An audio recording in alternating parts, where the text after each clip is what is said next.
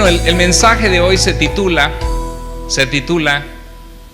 ¿y tú quién dices que soy? Creo que es una buena pregunta para todos nosotros. ¿Quién es Jesucristo para nosotros? Porque a veces decimos, bueno, Jesús es el Salvador que murió por nuestros pecados, pero nuestra mente no va más allá, a algo más profundo, a analizar quién es Jesús en mi vida. Y creo que es una pregunta que todos debemos hacernos. Señor, ¿quién eres tú para mí realmente? ¿Qué lugar ocupas tú en mi corazón? Señor, en la forma que yo vivo, en las decisiones que yo tomo, en la forma que yo pienso, ¿eres tú realmente mi Señor? ¿Vivo de una manera que tú eres realmente mi Salvador? Recordemos que Jesús es el Salvador de todos aquellos que se arrepienten de sus pecados y le confiesan como Señor y claman a Él y reconocen que Cristo llevó en la cruz nuestros pecados y toman la determinación de seguirle como Señor. Si tu mamá o tu papá, tú como joven han tomado esa decisión, eso no significa que Jesús sea tu Señor o tu Salvador. Si tu esposa ha tomado esa decisión, no significa que Jesús sea tu Salvador o tu Señor. Y esa es la relevancia, la importancia de este pasaje que estamos viendo de Jesús aplicado a nuestras vidas en nuestros tiempos hoy. Vamos a desglosarlo y verlo en detalle. Dice, cuando Jesús llegó a la región de Cesarea de Filipo, era una ciudad que había sido construida, acuérdense que Jesús había pasado el mar de Galilea, que pasó caminando, haciendo un milagro, y llegaron al otro lado y Jesús sanó a muchos, y siguieron avanzando, como 40 kilómetros al norte había salido una mujer sirofenicia, clamando por la vida de su hija. El Señor Jesús tuvo misericordia y sanó a esta niña, y continuamos en el pasaje y vemos que llega a esta ciudad de Cesarea de Filipo, llamada en honor del emperador romano Augusto César, precisamente por uno de los descendientes de Herodes. Se llamaba el tetrarca, se llamaba Filipo, y se llamaba Cesarea de Filipo esta ciudad, una ciudad importante, donde Jesús, había mucha gente que no era judía, que eran politeístas, creían en varios dioses. Y en medio de esa ciudad, dice el libro de Lucas que Jesús estaba orando, pasó un tiempo de oración ante el Padre y los discípulos estaban con él. Y después de orar, porque este pasaje es paralelo, podemos ver este encuentro de Jesús con sus discípulos en Marcos, en Mateo y en Lucas. Y en este encuentro de Jesús, Jesús se refiere a sí mismo con un nombre interesante. ¿Sabes cuál era el nombre que Jesús usaba más para llamarse a sí mismo? Era el nombre el Hijo del Hombre. Y este nombre, el Hijo del Hombre, donde dice, ¿quién dice la gente que es el Hijo del Hombre? Los discípulos entendieron la pregunta. De hecho, Lucas dice, ¿quién dice la gente que soy yo? Y Mateo es más específico y menciona el título que Jesús utilizaba para sí mismo, que era el Hijo del Hombre. De hecho, este título, el Hijo del Hombre, se encuentra 81 veces en los evangelios del Nuevo Testamento. 31 veces se menciona la palabra Hijo del Hombre en Mateo. ¿Qué habrían entendido los discípulos con eso? ¿Tú qué entiendes que Jesús se llamara a sí mismo el Hijo del Hombre? Porque déjame le pregunto, ¿cuántos de ustedes son hijos de un hombre? Si hay uno, avíseme, porque si no llamamos a la investigación alienígena para que vea y los investigue. Todos nosotros somos hijos de un ser humano, de un hombre y de una mujer. Y entonces, ¿por qué Jesús utilizaba este título? Bueno, había una expectativa que uno de los títulos del Mesías de Dios iba a ser el Hijo del Hombre, pero también ese es un título de humildad que se utiliza, por ejemplo, 22 veces en el profeta Ezequiel, donde Dios se refiere al profeta Ezequiel y le dice Hijo de Hombre, porque Dios no es hijo de hombre, ni los ángeles que están en su corte celestial son hijos de hombre, son seres creados por Dios. Nosotros somos descendientes de la raza humana, descendientes de Adán y Eva, nacidos en una naturaleza pecaminosa, y Dios se refería a Ezequiel 22 veces diciéndole, Hijo de hombre, toma la profecía que te daré y escríbela, por ejemplo.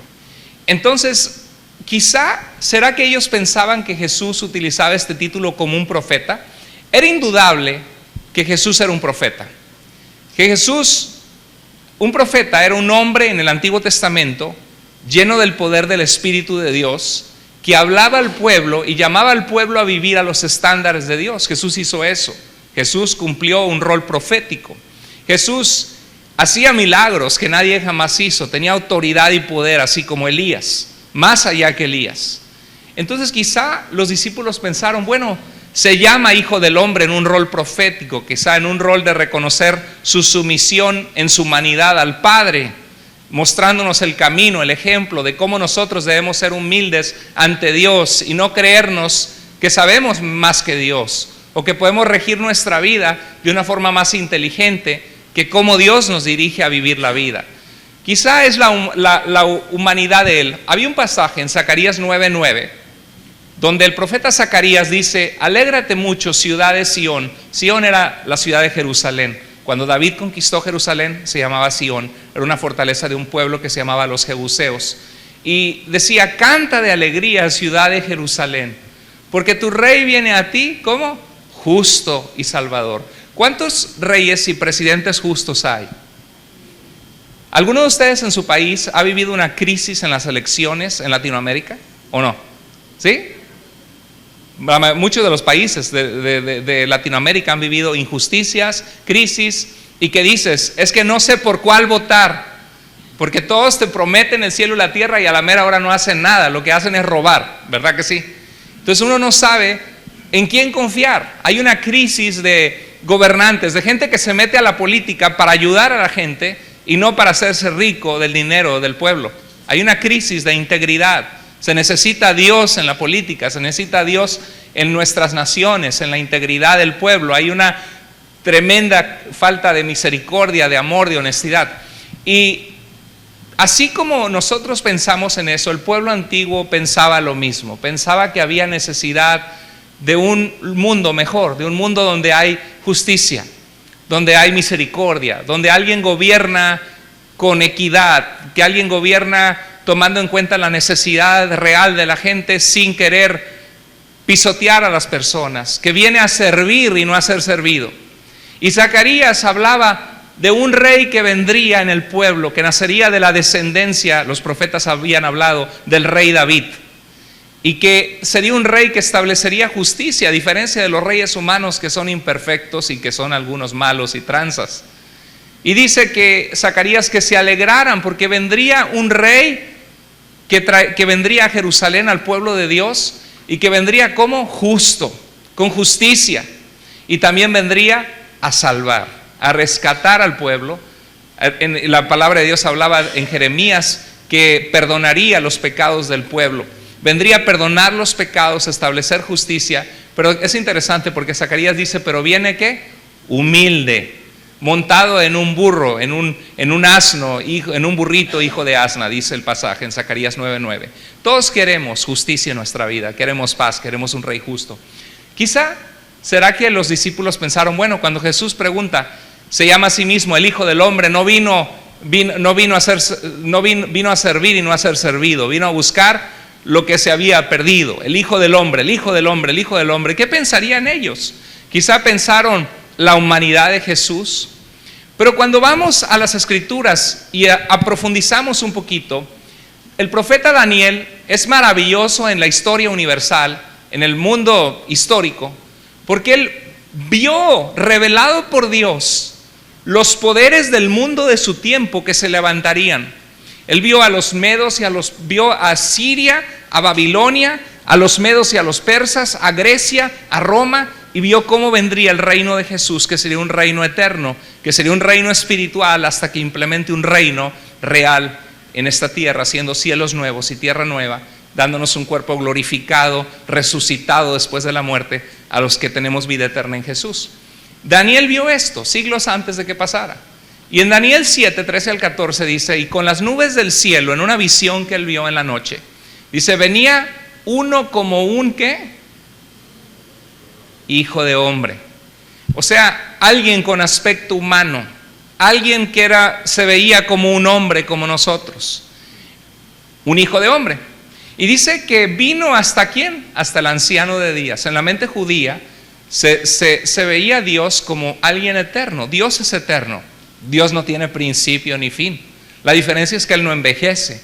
Pero en ese sentido de los años eternos de Dios, se presenta en esta imagen para poder nosotros entender quién es Dios, alguien que es eterno, como un anciano de días, con autoridad y sabiduría, porque Dios es eterno y tiene sabiduría. Siempre ha reinado y siempre reinará. ¿Sabías eso? Dice la Biblia que desde el siglo y hasta el siglo Él es Dios. Y dice que se le presenta este hijo de hombre, esta persona con aspecto humano. Vean el verso 14, léalo conmigo en la pantalla. Dice, y le fue dado dominio, léalo conmigo, le fue dado dominio, gloria y reino para que todos los pueblos, naciones y lenguas le sirvieran. Su dominio es dominio eterno, que nunca pasará, y su reino uno que no será destruido.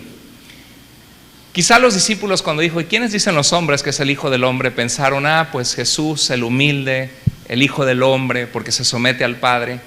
Pero me pregunto, ¿cuántos de ellos pensaron en el libro de Daniel? Y tuvieron les cayó el 20, como decimos los mexicanos. ¿Ustedes usan esa frase también, aunque no sean de México? ¿Les cayó el 20? Yo creo que eran esos aparatitos de caballito, ¿no? Que no, lo le echas a la maquinita y no funciona, y de repente, ¡pum!, empieza a funcionar, ya le cayó el 20. Así estamos nosotros a veces. Dios trabaja en nuestras vidas, pone personas, pone su mensaje, pone su palabra, nos habla de una y otra manera. Acércate, vive una vida entregada a mí, yo te amo, te voy a usar, quiero hacer cosas con tu vida maravillosas. Y uno está ahí como el caballo paralizado, y hasta que nos cae el 20 empezamos a movernos. A veces así somos. Entonces Daniel, esta profecía hablaba de ese título de Jesús como el Mesías, como el Hijo del Hombre. Y es más, la frase Hijo del Hombre es una referencia a su divinidad, porque Jesús, siendo Dios, se hizo Hijo de Hombre. Siendo Dios, un niño nos es nacido, dice Isaías 9:6, y su nombre será llamado Dios fuerte, Padre eterno, Príncipe de paz. Dios fuerte, Padre eterno, un bebé que nace. Era un rey poderoso que habría de venir. Fíjate que en el mismo pasaje, más adelante, en Mateo 16:27, Jesús dice, porque el Hijo del Hombre, ¿qué dice? Vendrá en la gloria de su Padre con sus ángeles, y entonces recompensará a cada persona según sus hechos, según sus decisiones de su vida, según su obediencia a Dios, según el haber obedecido y tomado lo que Cristo vino a darnos, o según si vivieron una vida totalmente alejados de Dios. Según de Timoteo 4:1, Pablo le escribía a Timoteo y le decía, te encargo mucho delante de Dios y del Señor Jesucristo. Señor es un título de Dios en el Antiguo Testamento, Adonai, pero Pablo le llama a Jesús Señor, el amo, el dueño, Jesucristo, ¿verdad? ¿Tú sabías que el nombre de Jesús no es Jesucristo? A veces pensamos Jesucristo como yo me llamo Carlos Rodríguez, ¿no? Carlos Rodríguez, o Pedro López, no sé, o Juan Cruz. No, Jesucristo, Cristo no era el apellido, es un nombre compuesto. Su nombre era Yeshua, que en hebreo significa salvación. Y era un nombre como el nombre Josué en hebreo en el Antiguo Testamento. Era un nombre del tiempo, que significaba salvación. Yeshua, Jesús. Pero Cristo, cuando decimos Jesucristo, estamos diciendo que Jesús de Nazaret, que nació en esta tierra hace 2000 años atrás en el pueblo de Belén y que creció en Nazaret, ese Jesús histórico es el Cristo. Eso es lo que estamos diciendo cuando decimos Jesucristo. ¿Están conmigo? ¿Están despiertos? Ok. Dice que Jesucristo, dice Pablo, juzgará ¿a quiénes? A los vivos y a los muertos. ¿En cuándo? En su manifestación y en su reino. Lo que hemos hablado los facilitadores en el grupo de vida, que estamos ahorita estudiando la resurrección, ¿verdad? ¿Cuándo juzgaría Cristo a los vivos y muertos? En su manifestación y en su reino, en su segunda venida, que viene a poner fin a la historia y a poner a sus enemigos bajo el estrado de sus pies, que son los enemigos, la injusticia, la maldad, todo aquel que hizo mentira, injusticia, el pecado. Y finalmente, el último enemigo que será destruido, ¿cuál es? ¿Cuál es? La muerte. ¿No ha estado en los grupos de vida? ¿Cuál es el último enemigo que será destruido? La muerte misma. La Biblia habla de la muerte, el fin de la muerte, y que estaremos con Cristo los que estamos en Él, y que ya no habrá más llanto, ni tristeza, ni dolor. Qué vanas son las cosas que nos preocupan a veces en esta vida, porque en realidad nada hemos traído a este mundo, nada nos vamos a llevar, Y lo único que va a contar en la eternidad es tu vida, cómo viviste para Dios. No sabes si vas a estar, ninguno de nosotros sabemos si vamos a estar vivos en un mes. Hay que vivir para Dios. El Señor Jesucristo va a juzgar a vivos y muertos en su manifestación y en su reino. Él es el Hijo del Hombre que vio Daniel, que se acercaba al trono de Dios y le fue dado dominio y reino, ¿se acuerdan? Porque Él es Dios, porque Él creó todas las cosas. Bueno, a veces no nos cae el 20, y nos cae el 20 muy lentamente. Yo creo que los discípulos pensaban a lo mejor en las referencias de Ezequiel, y tú, hijo de hombre, profetiza. Decían, Jesús está usando humildad, y Jesús era humilde en su humanidad. Siempre dijo que Él venía para glorificar al Padre y cumplir la orden que el Padre le dio. El propósito de venir a rescatarnos en su humanidad.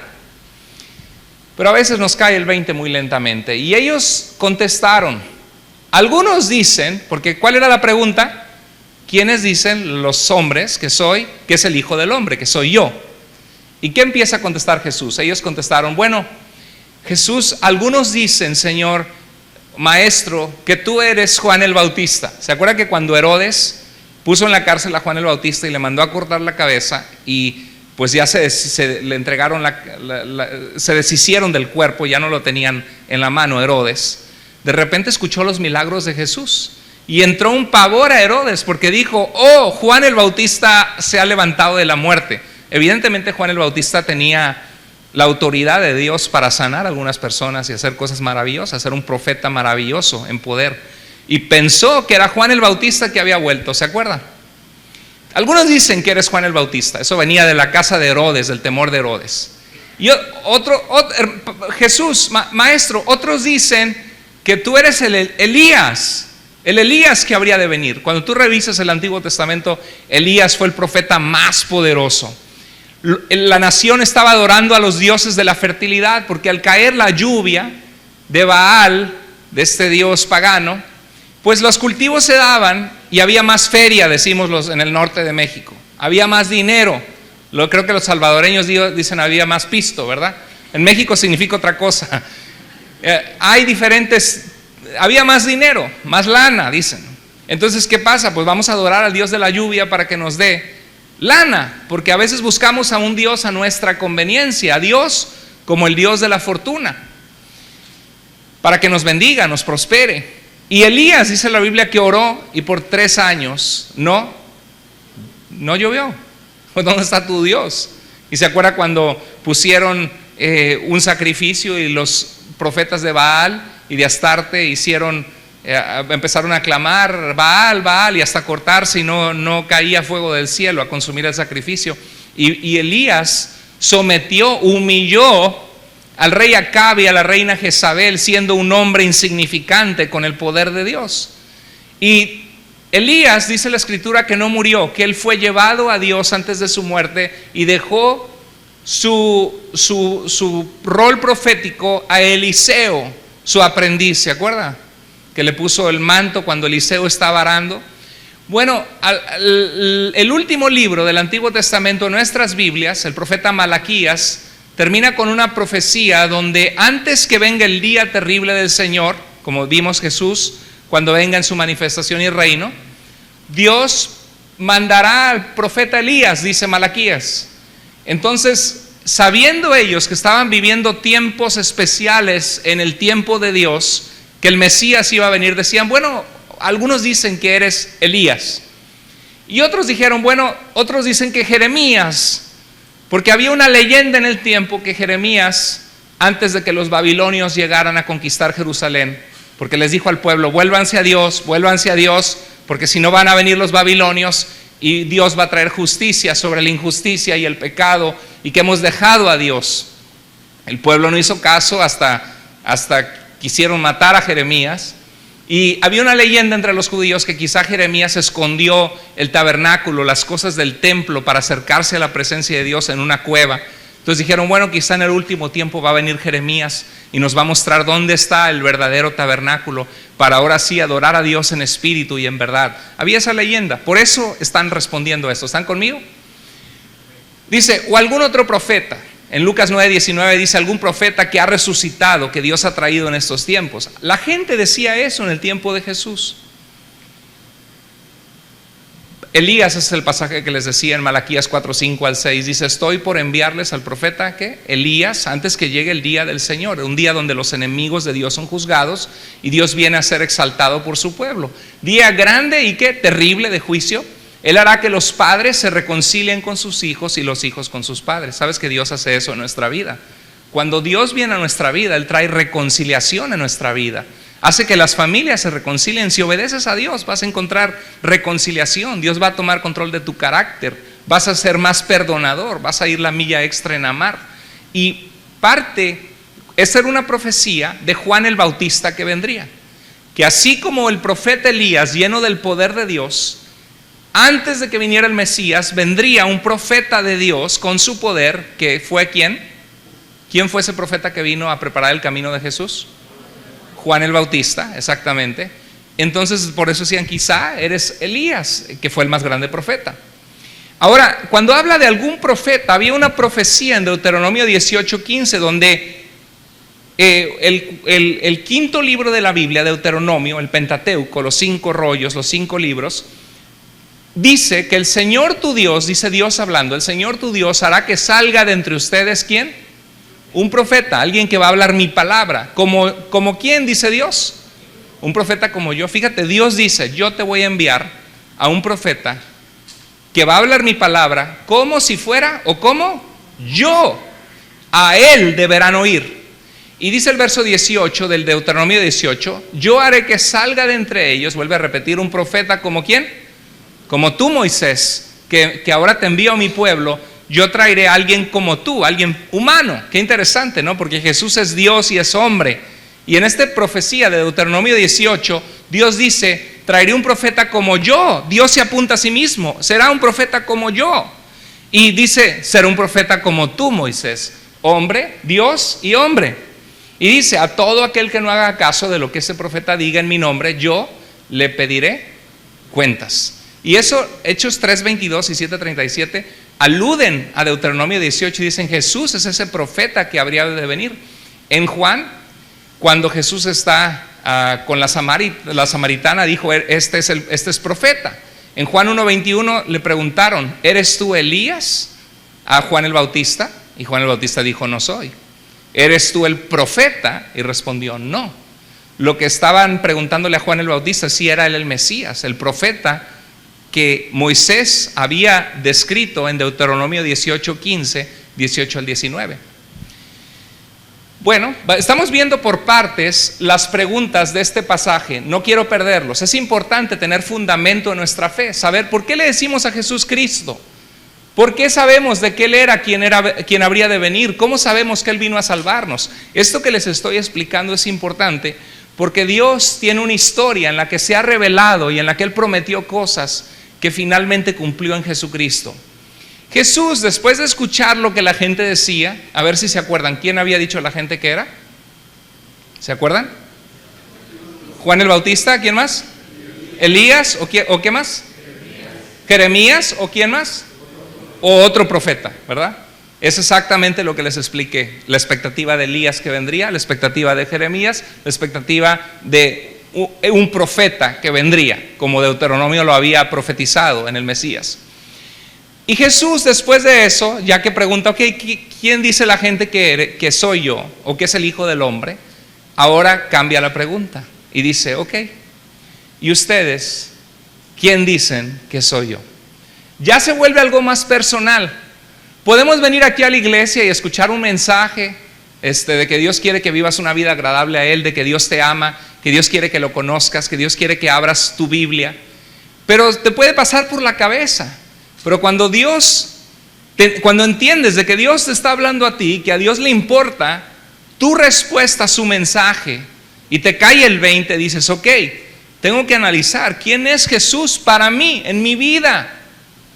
A Dios le importa que tengas un entendimiento correcto de quién es Él. La gente puede decir muchas cosas, pero lo importante es quién es Jesús para ti. ¿Quién es Jesús para ti? Te pregunto. Simón Pedro le respondió: tú eres, ¿quién? El Cristo. Y no quedó ahí: el Hijo del Dios viviente. Hay muchos dioses en el mundo, sí. sobre todo en el tiempo de la Biblia, todos los pueblos paganos, los pueblos alrededor de Israel creían en muchos dioses. Lo que hacía único al pueblo de Israel en el mundo, en la historia de las religiones, es que es el único pueblo que creía en un solo Dios. El sol no es Dios, es un fenómeno natural creado por Dios. El viento no es Dios, el mar no es el dios Apolos, es Poseidón, ni el sol es el dios Apolos. La lluvia no es Tlaloc, ¿verdad? La lluvia es el agua que Dios manda para que en el sistema natural que Él creó, para que la cosecha se dé y para que el mundo tenga vida y funcione, pero no es un Dios creado, no es un Dios entre muchos. Por eso le dice: tú eres el hijo del Dios viviente, porque los otros dioses están muertos, no existen, existen solo en la imaginación de las culturas, en la imaginación de la mente de las personas. Si yo me postro al sol esta mañana y le digo: oh Padre Sol, oh Madre Luna, ¿no? Van a decir que estoy en la luna. Pero si hago algo así, realmente no me escuchan, porque el sol son gases quemándose a una temperatura impresionante, y no es una energía, aunque sea energía, no puede escucharme, no es un ser, no tiene vida, no tiene inteligencia. Pero Dios es un Dios viviente. Pero aquí Pedro revela en la Escritura y dice: tú eres el Cristo. ¿Por qué decimos el Cristo? Déjame le explico esto una vez más. En español, el verbo ungir se dice ungir. No, ¿verdad? En inglés es anoint y en español se dice ungir. En español, cuando alguien ha sido ungido, se le llama el ungido. Y en inglés, the anointed one, ¿verdad? Entonces, en el Antiguo Testamento, el ungir a alguien con aceite era un símbolo de que el Espíritu de Dios iba a estar sobre esa persona, guiando su vida, que había sido apartado por Dios para una tarea específica. ¿A quiénes se ungía en el Antiguo Testamento? ¿Se acuerdan cuando David fue ungido? Cuando Saúl fue ungido, se ungía a los reyes, como que Dios los había comisionado para una tarea especial.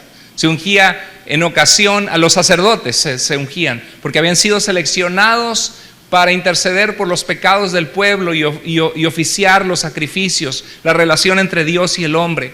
Se ungía a algunos profetas en ocasiones, como decir: Dios te ha apartado para ser un profeta de Dios y llevar su palabra, llamar al pueblo a volverse a Dios. Entonces, las Escrituras hablaban de un ungido de Dios, de alguien que Dios seleccionó, apartó para venir a traer salvación a la humanidad. En hebreo, la palabra ungir, así como en inglés es anoint, es la palabra, el verbo se dice masha. Y en griego, masha, ungir, se dice crío. Cuando tú dices el ungido en hebreo, se dice el Mesías, el Mesías. Y en griego se dice, ¿cómo se dice? El Cristo, con K, pero en nuestro idioma es popular escribirlo con C, y ya sabemos Cristo con C.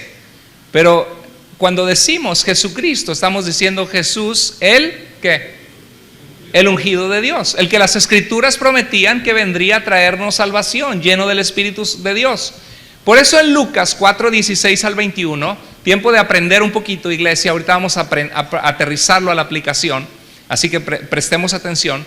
Vemos que Jesús entra a la sinagoga en Galilea, de donde es él, y se le da el libro del profeta Isaías para leer. Se acostumbraba que la congregación participara. Jesús era un rabí, un maestro también, y abrió el profeta Isaías y halló Isaías 61 y comenzó a leer donde estaba escrito. Ve el verso 18 en Lucas capítulo 4.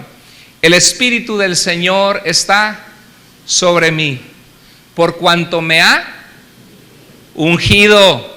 Imagínate los demás viendo a Jesús decir eso, y dice: el Espíritu de Dios está sobre mí porque me ha Mesías. Y todos, porque me ha ungido. Él es el Mesías, para dar buenas nuevas a los pobres. Qué difícil es vivir una vida pobre. A veces la pobreza tiene a muchas personas esclavizadas, sobre todo en unos países más que en otros, y trabajan y no pueden salir adelante. Es bonito salir adelante, aunque la vida no se trata solo de dinero. Pablo dice: he aprendido a tener contentamiento cualquiera que sea mi situación. hay pobres que son más felices que los millonarios, porque la felicidad y el gozo lo da Dios y no depende necesariamente de las circunstancias, sino de la presencia de Dios en nuestra vida y del contentamiento. Pero Jesús dice que Él viene a dar imagínate un pobre que no tiene ninguna ilusión y no puede salir adelante en la vida, pero sabe de que en Jesús un día va a estar con Cristo en la eternidad. Dice figuradamente, probablemente dice el Apocalipsis, que en la Nueva Jerusalén, la ciudad de Dios, cuando estemos con Dios, dice calles de oro y perlas incrustadas, mar de cristal. Habla de una belleza tremenda. Y viene a traer libertad a nuestra vida de la esclavitud. Dice, el Espíritu del Señor está sobre mí porque vengo a dar buenas nuevas a los pobres. Me ha enviado a sanar a los quebrantados de corazón. ¿Alguna vez te has quebrado un hueso? ¿Te has quebrado una costilla? Es un dolor impresionante. ¿Alguna vez has tenido un dolor así? Y te toca así. Me acuerdo cuando me quebré la costilla, iba con mi esposa y ella iba manejando y pasaba unos topecitos chiquitos, pero lo pasaba y yo, más despacio. Y de verdad que es un dolor impresionante. ¿Cuánta gente hay que no tiene sus huesos quebrados, pero tiene su corazón quebrado? ¿Cuánta injusticia hay en el mundo? Mujeres que han sido violadas, hombres, gente que ha sido pisoteado, que les han hecho injusticias. Y Jesús dice, me ha enviado a sanar a los quebrantados de corazón, a traer en nuestra vida su amor, a traer sanidad. ¿Sabías que Dios puede traer sanidad a nuestra vida? No importa qué tan difícil haya sido nuestro pasado, Dios es experto en poner su ungüento en nosotros, en su presencia, en su palabra, en el caminar con Él y en sanar y vendar corazones rotos. Es experto Dios. Dice, me ha dado pregonar libertad a los cautivos por la esclavitud del pecado, a vista a los ciegos, a los que no veían, no sabían que había un Dios. Y de repente Dios te abre los ojos y te dice, te amo y tengo un plan para tu vida, existo y hay vida eterna. Dice, y enrollando el libro se sentó. ¿Y qué dice la Escritura? Y los ojos de todos en la sinagoga estaban fijos en él, como que estaban, cuando dijo, porque me ha ungido el Mesías. Y les dijo, hoy se ha cumplido esta escritura delante de ustedes. ¿No es poderosísimo eso? ¿Te imaginas tú si Jesús fuera un impostor? Si Jesús no fuera quien dijo ser y decir estas palabras, hoy se cumplió la escritura. Yo soy el que vengo a dar buenas noticias a los pobres, sanar a los quebrantados de corazón, pregonar libertad a los cautivos, vista a los ciegos. ¿No se te hace demasiado presuntuoso si Él no fuera Dios? Guarda ese pensamiento en tu mente porque vamos a analizar lo que hoy día algunas personas piensan sobre Jesús. Dice en 1 Timoteo 1:15, Pablo a Timoteo, palabra fiel. Fiel significa digna de confianza, verdadera y digna de ser recibida. ¿Por quién? Por todos. Déjame te hago una pregunta. ¿Cuándo fue la última vez que le hablaste a alguien de Jesús? ¿Cuándo fue la última vez que a alguien le dijiste que Jesús es tu Salvador y tu Señor y que Él puede salvar la vida de ellos también? Es una muy buena pregunta. Nos compramos una bicicleta. Estaba en oferta en Target y 149 de 200 y mi hija tiene la bicicleta y mi cuñado tiene una bicicleta ahí arrumbada que compró y ahí nos la dejó. Y me dice mi hija, papá, acompáñame en la bicicleta. Y dije, bueno, pues estaba altísima la bicicleta de mi cuñado, aunque él no está tan alto, pero está altísima. Y empecé a andar con ella y luego, oye, necesitamos hacer ejercicio, le dije a mi esposa, y compramos una bicicleta y ha sido bien bonito porque hemos ido como familia, cuando tenemos oportunidad en la tarde, salimos y damos una vueltecita, 20 minutos. Y entonces estaba en la bicicleta y eso es muy bueno porque avanzas distancias muy rápidas. Y veo una señora que viene con sus hijos esta semana y me paro y digo, no tengo tarjeta de la iglesia conmigo, me voy pedaleando a todo lo que puedo a la casa, agarro una tarjeta y me regreso, sentí de Dios hablarle. Y me regreso en la bicicleta y llego y justo llegué a la puerta porque vi por dónde se metió los departamentos y llegué, oiga, buenas tardes, ¿habla español? Sí, le quiero invitar. Le dije, tenemos una iglesia, somos parte de una iglesia muy sana, muy linda. Y le empecé a compartir de que no predicamos una religión, sino una relación con Dios. Y de que todos necesitamos de Dios, tenemos un vacío en nuestra vida que solo Dios llena y que Él vino a buscarnos y que nos ama y le pude compartir de Cristo. Es bien bonito, de verdad. Es como una inyección de vitaminas espirituales cada vez que tú hablas de Jesús a otros. Si no lo has hecho, hazlo. Invita a las personas a Jesús. Y dice la Escritura que esa es una palabra digna de ser recibida por todos, que Cristo Jesús vino al mundo para salvar a los pecadores. Y Pablo, que había sido un perseguidor de la iglesia, una persona no creyente en Jesús, dice, de los cuales yo soy el primero. Somos salvos solo por la gracia de Dios. Entonces, ¿quién vino a salvar a los pecadores? ¿Quién? Según 1 Timoteo 1:15, Cristo Jesús. ¿Quién es Cristo? El Mesías. ¿Qué dijo Pedro? Tú eres el Cristo, el ungido de Dios, el que vendría a traer salvación. La Escritura es consistente con los diferentes versos que hablan sobre quién es Jesús. Dice, tú eres el Cristo, el Hijo de ¿quién? Del Dios viviente.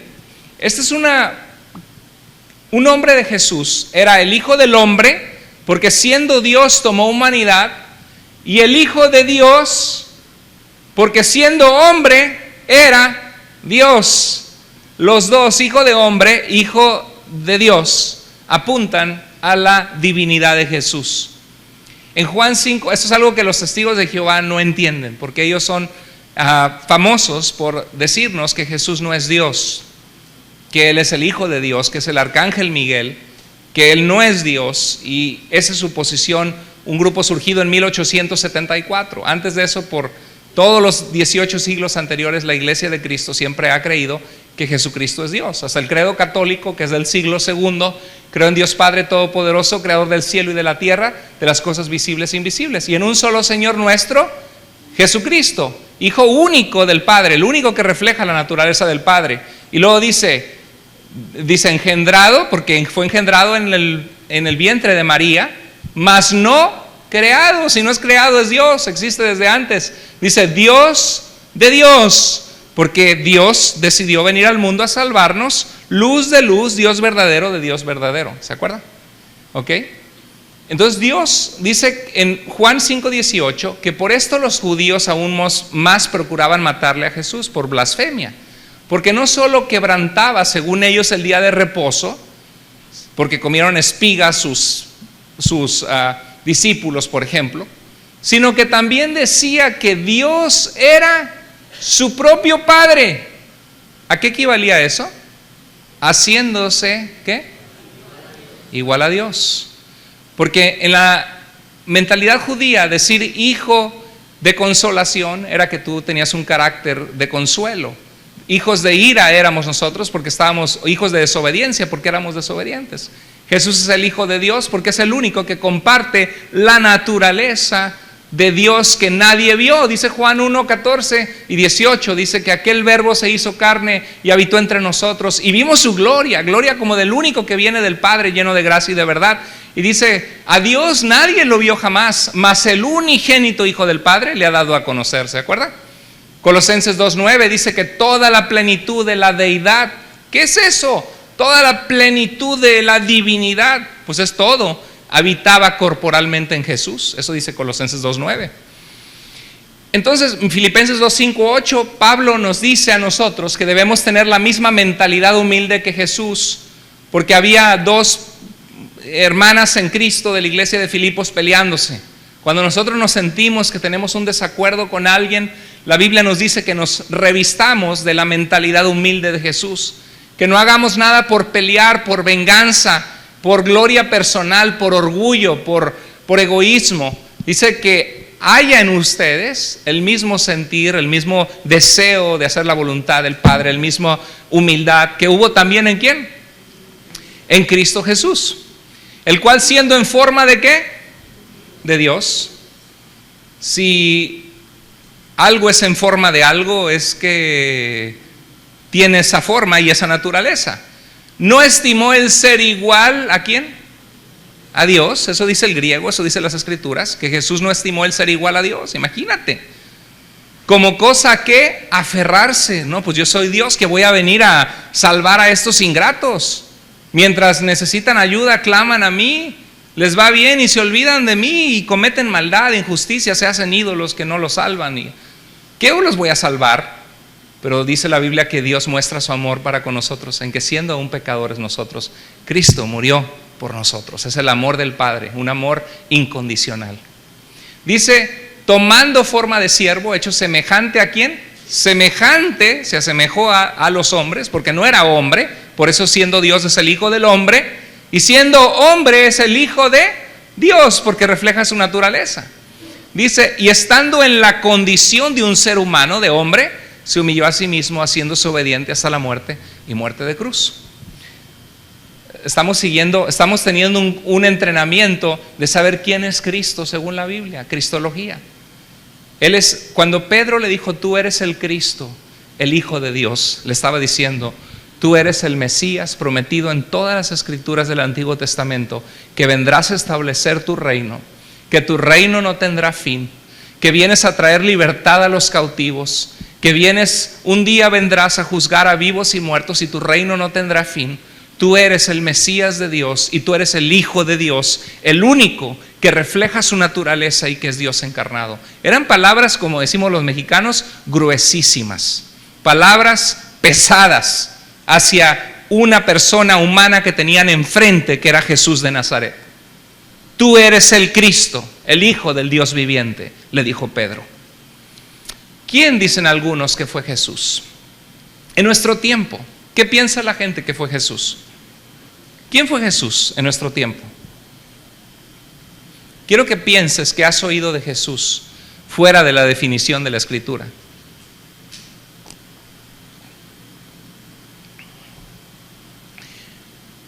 ¿Cree toda la gente en Jesús? No, mucha gente no cree en Jesús. Para los musulmanes le dicen Isa, 135 veces el Corán, el libro sagrado del Islam, habla de Isa, de Jesús, Jesús en griego, de Jesucristo. Para ellos es un profeta que nació sin pecado, que nació de una virgen, pero nada más, un profeta. ¿Qué más? ¿Has oído gente que dice, es que Jesús fue un maestro iluminado? ¿Sí has escuchado esa frase o no? Hasta hay un libro, Jesús murió en Cachemira, en la India, que fue con los gurús iluminados. Fue un reformador moral. Fíjate, estaba viendo, hay un libro que se llama el libro de San Germán y gnosticismo actual, metafísica. Y estaba leyendo esto, se los comparto. Dice, yo acepto ahora gozosamente la plenitud de la presencia divina, el puro Cristo. Siente la gran claridad de la luz y su intensidad en cada electrón de tu cuerpo. Dice, durante al menos 10 minutos termina la meditación diciendo, yo soy un hijo de la luz, yo amo a la luz, yo sirvo a la luz, yo vivo en la luz, yo estoy protegido, iluminado, colmado, sostenido por la luz y yo bendigo a la luz. Y algunos de estos dicen, reconoce el Cristo cósmico, dicen, no sé qué se fumaron, dicen por ahí, con ese de que tú dices, el libro de San Germán, yo soy la mágica presencia, que tú reconozcas que tú también eres divino y que tú tienes acceso al Cristo cósmico porque tú eres parte de la energía del universo. Y unas ondas así que son a veces muy populares en algunos lugares en California. Y qué interesante porque el Jesús que ellos conocen no es el Jesús de la Biblia. ¿Sabías tú eso? El Jesús que ellos conocen no es el Jesús de la Biblia. El Jesús de los testigos de Jehová no es el Jesús de la Biblia. Ese es el arcángel Miguel para ellos. Él no fue Dios hecho hombre. El Jesús que los mormones predican no es el Jesús de la Biblia. El Jesús de los mormones es uno de muchos dioses, nacido de una relación sexual del Padre con un Dios hermano de Lucifer, de Satanás. Hablan de Jesús, iglesia de Jesucristo de los santos de los últimos días, pero no es el Jesús de la Biblia. Me acuerdo en Corintios que Pablo dice, temo que como Eva, que como Satanás, que con su astucia engañó a Eva, sus sentidos sean desviados de la sincera fidelidad a Cristo. Y dice, porque estos son falsos apóstoles, y habla que predican a otro Jesús, otro Cristo. Y este pasaje me recuerda una canción esta semana, se las comparto. No la voy a cantar, no se hagan ilusiones.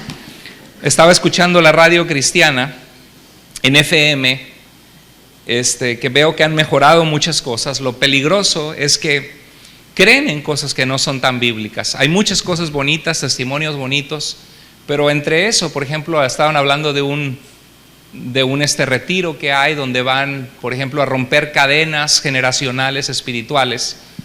Y la Biblia realmente nunca habla de maldiciones generacionales. Yo en mi adolescencia creí en eso. Hay un libro de Neil T. Anderson que se llama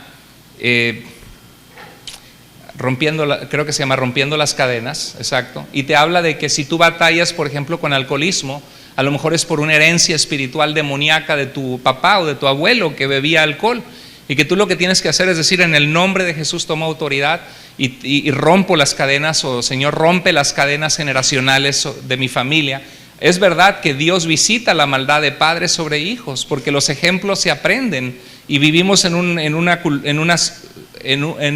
ejemplo que nos lleva a estar lejos de Dios o con pecados o vicios. Claro que eso se aprende desde niño, pero la Biblia en ningún lugar, la Biblia dice, si el Hijo los libertare, serán verdaderamente libres. Nunca dice la Biblia, si el Hijo los libertare, y luego lees un libro que se llama Rompiendo las Cadenas y te vas aparte y rompes las maldiciones generacionales, entonces vas a ser libre. No, la Biblia nunca nos dice eso. La Biblia nos dice que hay que vestir la armadura de Dios para pelear la guerra espiritual, el cinturón de la verdad, la palabra de Dios como espada, el escudo de la fe, la coraza de una vida santa que agrada a Dios, el casco que protege tu mente de la salvación, de saber que eres un hijo, una hija de Dios. Pero la Biblia nunca nos dice que tienes que ir y que te tienen que exorcizar siendo ya cristiano. Eso es una práctica moderna fuera de la Biblia que no, en ocasiones en la iglesia se atrae hasta demonios. Están peleando con los demonios, no es bíblico. Y uno tiene que tener mucho cuidado porque a veces hay cosas que suenan bonitas y no lo son. Y estaba escuchando una canción en esta radio que decía, aún recuerdo esos días tan duros que viví ayer, cuando por el valle de sombras pasé. Bueno, hasta ahí está bonito, es cierto, pasamos por momentos difíciles en la vida. Dice, por el desierto también caminé, esperaba tanto tiempo tu respuesta, pero tan ciega no podía verla. Estaba tan cerca y no me di cuenta que con tan solo un poco de fe podía hacer mis montañas caer. Esto es parcialmente bíblico y a la vez es errado, porque Dios quiere que tengamos fe. Y dice, si tuvieras fe dirías a la montaña, muévete, hablando de circunstancias difíciles. Está usando una hipérbole Jesús, porque nadie le ha dicho una montaña, muévete, y se ha movido literalmente una montaña física. Imagínate que le diga, Mount Rainier, por fe te digo, muévete. No se va a mover. Es una forma hiperbólica de hablar de verdades espirituales, que si tú tienes fe y confianza en Dios, en medio de tus circunstancias difíciles y rindes las riendas de tu vida a Dios, no importa el tamaño de tu problema, Dios puede moverlo porque Él es poderoso y Él es el mismo Dios de ayer, de hoy, y lo seguirá siendo por siempre. Eso es lo que la Biblia dice. Pero aquí dice que yo con fe podía hacer mis montañas caer. Déjame decirte que por más fe que tengamos, nosotros no podemos hacer nuestras montañas caer. Es la gracia de Dios, el poder de Dios que remueve las montañas. Es nuestra fe en el Señor, no nosotros que movemos las montañas, sino es Dios. Dice, estaba tan cerca y dice, pero hoy me levantaré y más fuerte que nunca seré. Ahí estamos bien. Ahora aquí hay un problema. Hoy reclamaré tu promesa. Nosotros no reclamamos las promesas de Dios. ¿Sabías tú eso? Yo reclamo la promesa de Dios. Espérate, ¿quién te crees para reclamar? Lo que tienes que hacer es, Señor, tu palabra dice. Ahora, muchas de las cosas que la Biblia dice no son promesas. ¿Tú sabías eso? Por ejemplo, Hechos 16, 33, 31 a 33, Pablo le dice al carcelero, ¿qué debo hacer para ser salvo? ¿Y qué le dice él? Cree en el Señor Jesucristo y serás salvo tú y toda tu casa. Pablo le dijo eso al carcelero como jefe de hogar y inspirado por el Espíritu de Dios. Pero no necesariamente es una promesa donde Dios se compromete que todo cristiano, todos los miembros de su familia van a venir a Cristo. No, porque Dios respeta la voluntad del hombre. Por eso dice Pablo en 1 Tesalonicenses 3 al 2, no es de todos la fe. Orad para que la palabra de Dios corra. ¿Se acuerdan? Y cuando Pablo le habla al rey Agripa, dice, Pablo, por poco me persuades de ser cristiano. Dice, sea por poco, por mucho, quisiera que todos vinieran a la fe. ¿Se acuerda? Dios es fiel. ¿Cuántos de ustedes han experimentado familiares que han venido a Cristo una vez que ustedes fueron salvos? Gloria a Dios, es la fidelidad de Dios.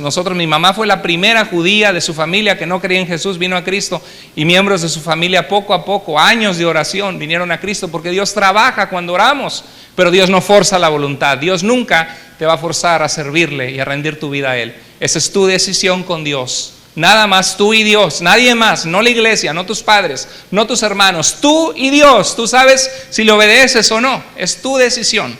Pero aquí dice, hoy reclamaré tu promesa. No reclamamos las promesas de Dios. ¿Sabías tú eso? Lo que podemos hacer es clamar: Señor, tu palabra dice que tú guardarás en completa paz aquel cuyo pensamiento en ti persevera. Señor, yo quiero perseverar en ti, ayúdame a tener tu paz. Eso podemos hacer, pero no podemos decir yo reclamo la promesa. No, dice: hoy declararé tu presencia. La presencia de Dios no se declara, se busca en oración y en santidad. No porque yo digo y declaro que la presencia de Dios está aquí, no.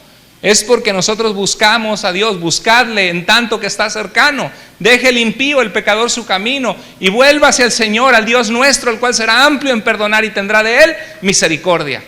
Es buscar la presencia de Dios, no porque la declaro. Y luego dice: hoy yo desato el cielo para bendición. Espérate. ¿De dónde sacaste esto? ¿De dónde sacaste esto? Vamos a ver la siguiente semana cuando Cristo le dice: tú eres Pedro, y sobre esta piedra edificaré mi iglesia, y las puertas de la muerte no prevalecerán contra ellas, y lo que ates será atado. Vamos a ver qué significa eso. Pero esto no es bíblico. Hoy desato el cielo para bendición. Imagínate, si cada vez que estamos enfermos, hoy desato el cielo para bendición, pues estaríamos bien bendecidos todos. Jesús nunca hubiera dicho: en el mundo van a tener aflicción. Y Pablo nunca hubiera dicho: es necesario que a través de muchas tribulaciones entremos en el reino de Dios. ¿Verdad que sí? Y Santiago nunca hubiera dicho: hermano, tened por sumo gozo cuando pasan por diversas pruebas, porque la prueba de vuestra fe produce paciencia. No, Santiago hubiera dicho: declara la bendición y desata el cielo. No vemos eso. Dice: hoy se acaba la sequía, hoy caerá la lluvia tardía. Y está bien bonita la canción, la escuchas y la melodía está hermosa, el sentimiento se transmite. Ups, pero hay un problema: la letra no es bíblica. ¿Qué estoy creyendo yo? Interesante, ¿verdad? Dice: hoy puede ser el día de bendición, puede ser hoy, todo eso puede ser si tienes fe, si tan solo crees. Declaro sanidad, declaro libertad. Lo que anhelas llegará si declaras su presencia hoy. Palabra de fe. Falso evangelio de que yo declaro las cosas y vienen a mi vida. Algo parecido a la nueva era, la metafísica, que dice: declara, yo soy la mágica presencia, yo estoy en la luz, yo amo la luz, yo sirvo a la luz. Es por declarar. Creen que nuestra palabra tiene poder. Déjame decirte, nuestra palabra no tiene poder, pero servimos a un Dios lleno de poder. Y Él nos enseñó a orar y nos enseñó a decir: no yo declaro, sino Padre nuestro que estás en el cielo. Antes de pensar en mí, ¿qué hay que hacer? Santificado sea tu nombre, bendito sea tu nombre. Y dice: antes de pensar en mi reino, no dice venga mi reino, no, dice venga tu reino. Hágase mi voluntad, Señor, porque ya la declaré y declaré sanidad. No, hágase tu voluntad. ¿Se fijan? Nada que ver lo que hoy se predica. ¿Qué Cristo estamos enseñando? ¿Quién es el Jesús que nosotros creemos? ¿Un líder sabio? ¿Un maestro iluminado? ¿Un reformador moral? ¿El más grande líder espiritual que existió? Estoy terminando. Charles Lewis, ateo que no creía en Dios, profesor después de la Universidad de Oxford, Inglaterra, un hombre tremendo en literatura, escribió las Crónicas de Narnia, entre muchas otras literaturas increíbles que han tocado miles de vidas, entre ellas Mere Christianity, The Screwtape Letters y algunas otras, The Problem of Evil, el problema del mal y del sufrimiento. Perdió a su esposa, pasó al cáncer, pasó momentos de dolor muy difíciles. Una eminencia en su mente, un hombre que sirvió a Dios con toda su mente. Él decía: mucha gente en la sociedad actual en Inglaterra piensa de Jesús como un buen hombre, como una persona buena que nos enseñó a amar a nuestros enemigos, a someternos a Dios, a vivir vidas buenas, pero no creen que Jesús es Dios. Y hay un problema, decía C.S. Lewis, porque Jesús dijo: antes que Abraham fuera, yo soy. Abraham había vivido 2000 años antes de Jesús. Hermanos, ¿qué creen que harían si yo les digo: hermanos, Antes que Cristóbal Colón naciera, yo ya existía. ¿Qué dirían? Al pastor se le botaron las canicas, dirían. Anda suelto un tornillo, mándenlo al manicomio, ¿verdad que sí? Y Jesús habla de Abraham 2000 años antes que él y dice, hey, antes, y se estaba poniendo por encima de Abraham, el hombre de más autoridad en la raza judía, el padre de la nación judía. Antes que Abraham fuera, yo soy. Y yo soy es el nombre de Dios en hebreo, yo soy el que soy. De ahí viene el nombre Jehová o Yahweh o YHWH, que es impronunciable, el tetragramatón. Entonces, si Jesús dijo ser Dios, hay dos opciones. Una, mentía. La otra decía la verdad. Ok, si mentía, hay dos opciones. Él sabía que estaba mintiendo. Y eso lo convierte no en un maravilloso profeta, no en un buen maestro, lo convierte en un mentiroso manipulador. Ahora, ¿qué tal si él se la creía a sí mismo? Significa que no era mentiroso, sino que estaba loco.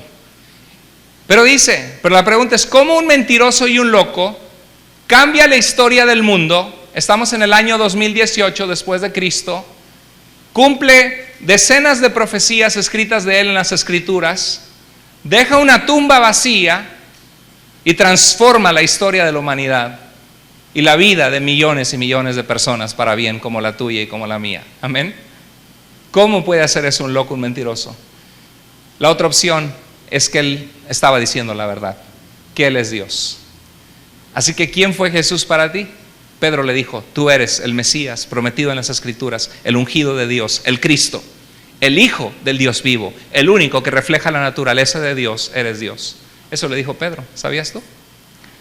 Entonces, ¿quién es Jesús? En la Biblia nos dice que Él es el autor de la vida. Dice, todo fue creado por medio de Él y para Él. En Apocalipsis dice que Él es el alfa y el omega, el principio y el fin. Juan nos dijo que Él era el Cordero de Dios que quitó nuestro pecado al sacrificar su vida en la cruz. Jesús dijo en Juan 10, yo soy el buen pastor, el que cuida de tu vida. Jesús cuida de tu vida. Si tú lo tienes como tu Señor y le sigues, Dios va a cuidar de ti. Él es la luz del mundo. ¿Qué sería sin Jesús en el mundo? ¿Cómo estaríamos si de por sí las tinieblas son tan vastas? Él es la resurrección y la vida. Él es Rey y Señor. Él es Jesús, ¿sabías? Y la pregunta para nosotros es, ¿quién es Jesús para ti? Quizá tú digas, Jesús es mi religión, voy los domingos a la iglesia, pero de lunes a sábado vivo como se me da la gana y no busco casi de Dios. Jesús es el que cumple mis deseos. Yo declaro, y lo que declaro es, Jesús es el que quiere mi bendición sin importar mi conducta. ¿Qué tipo de Jesús tenemos en nuestra vida? ¿Qué tipo de Jesús tenemos? Para ti, ¿quién es Jesús? Es la pregunta de este mensaje que Jesús mismo te hace en las Escrituras. Él es tu sanador. ¿Es Jesús nuestro salvador? Sí, de todo aquel que se arrepiente de sus pecados y le dice, Señor, sálvame, te necesito. Si tú nunca has hecho esa decisión, nunca es tarde. Dobla tus rodillas, dile, Señor, yo quiero que seas mi salvador, no solo el salvador de mis papás, o de mi esposa, o de mi esposo. Quiero que seas mi salvador. Él es tu sanador. El Señor sana. ¿Cuántos de ustedes el Señor les ha sanado alguna enfermedad? El Señor sana. Él es nuestro sustentador. ¿Quién es el que en los momentos difíciles de la vida ha sustentado nuestra alma, nuestra vida? El Señor. Qué bonito decir, ¿es Jesús mi amigo? ¿Lo conozco o aún no lo conozco? Tuve una plática con mi hija y le decía, es que estábamos hablando de Dios y decía, papá, yo amo a Dios, pero todavía no sé si lo amo. Y le dije, hija, esa es una decisión que tú vas a aprender y vas a conocer a Dios. Tienes que conocer a Dios tú. No porque nosotros amemos a Dios significa que tú lo vas a amar y vas a caminar con Él. Es algo que tú lo vas a ir conociendo. Y es normal que ahorita tú te sientas así. Es que en mi corazón yo sí siento que lo amo, pero todavía no lo conozco. Le digo, sí, así es, exactamente, hija. El caminar con Dios es algo que vamos experimentando al ser obedientes, al orar y al ver que Dios contesta oraciones en nuestra vida. Eso es algo que tú tienes que experimentar y que solamente entre tú y Dios, desde ahora, desde chica le digo. ¿Y sabes qué es lo mismo para ti? Quizá tú dices, es que pastor, yo siento que todavía no conozco mucho a Jesús. Yo siento que Él no es mi amigo, es solo mi Señor, solo mi Salvador, pero todavía no es mi Señor. Yo te animo a que adentres tu relación con Dios. ¿Qué significa para ti Jesús? ¿Cómo está ¿Cómo está tu relación con Él? Te voy a pedir que inclines tu rostro en este momento y que contestes esta pregunta en tu corazón. Porque la gente decía muchas cosas de Jesús. Él es el profeta, Juan el Bautista, Elías. Pero Jesús dijo, para ti, para ustedes, ¿quién soy yo? Y quizá tú piensas, Jesús, el de la religión, el que tengo miedo que me muera y le pedí que me salvara, pero no lo he conocido realmente. No tengo esa comunión que necesito tener con Dios. La Biblia nos dice que Jesús puede ser conocido, que Dios nos ama y que puede ser nuestro amigo, como Abraham, que fue llamado el amigo de Dios. Caminamos por la fe, pero Dios se manifiesta en las oraciones, con su presencia en nuestras vidas.